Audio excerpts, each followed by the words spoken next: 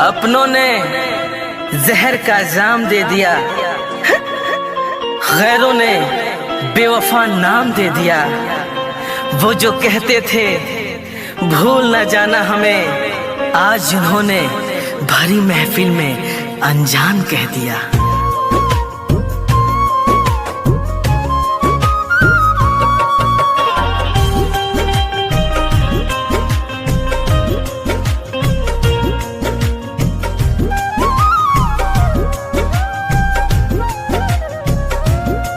तोहरा शादी के कवानो सगुन भेज दी, तोहरा शादी के कवनो सगुन भेज दी। मेहंदी काम पहरता था कह खून भेज दी, मेहंदी काम पहरता था कह खून भेज दी। तोहरा शादी के कवानो सगुन भेज दी, तोहरा शादी के कवनो सगुन भेज दी।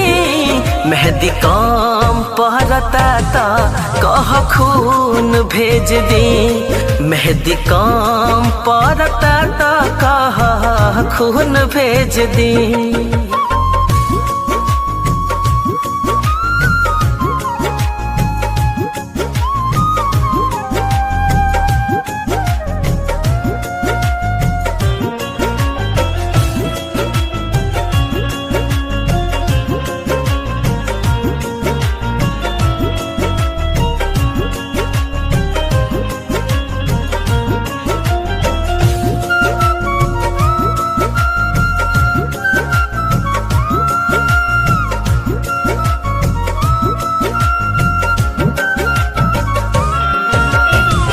बोला आखिर काहे ना तू वादा निभैलू, काहे खातिर झूठा हो के किरिया तू खैलू।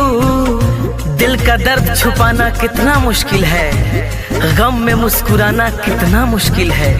अरे दिल का दर्द छुपाना कितना मुश्किल है, गम में मुस्कुराना कितना मुश्किल है। दूर तक जब चलो किसी के साथ, फिर तन्हा लौट के आना कितना मुश्किल है।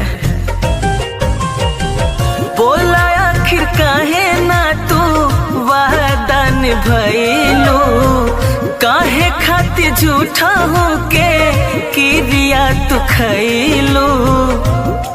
दिल के जख्म पदारे खातिर नून भेज दी, दिल के जख्म पदारे खातिर नून भेज दी। मेहंदी काम पहरता था कह खून भेज दी, मेहंदी काम पहरता था कह खून भेज दी।